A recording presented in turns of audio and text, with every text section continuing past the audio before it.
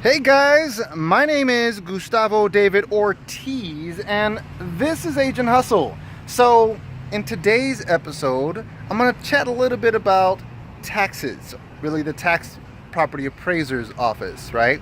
So, one of the things that we do to help qualify a lead that comes in, especially when you're talking about a listing, is trying to identify what the property is. Is it a two-story house? How many square feet does it have? All kinds of different details related to the property. Who's the owner, so on and so forth. Well, the MLS may not necessarily have all the updated information, and the person who's calling may not necessarily have all of the updated information.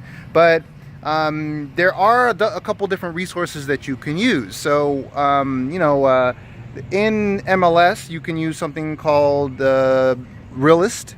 And also, as another resource, you could also use simply the property appraiser's website. So go to, count whatever county you're in, property appraiser, and usually the website will show up.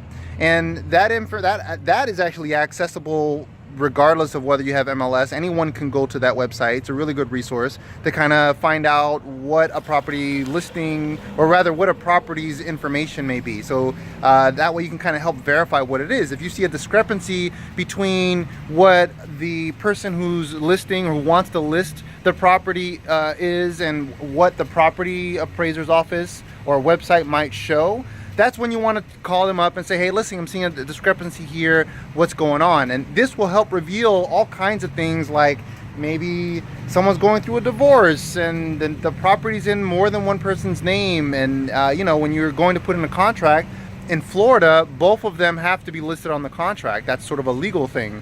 There may be a difference in square footage or the number of bedrooms or something like that. And that can help identify, there was an addition that was put onto the house or something like that they forgot to mention. All this stuff is important when you're going to actually list the house, so you can identify how much you're going to charge or how much you're going to list the property for.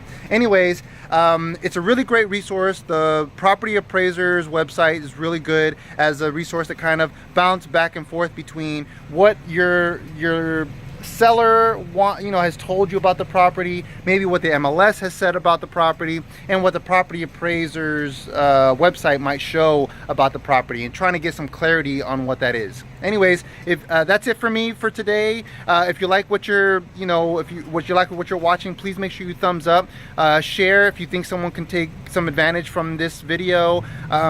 Please subscribe. You can find me on Twitter, Instagram, and Snapchat at Ortiz Was Taken. And that's it. So I will see you guys next time. Peace.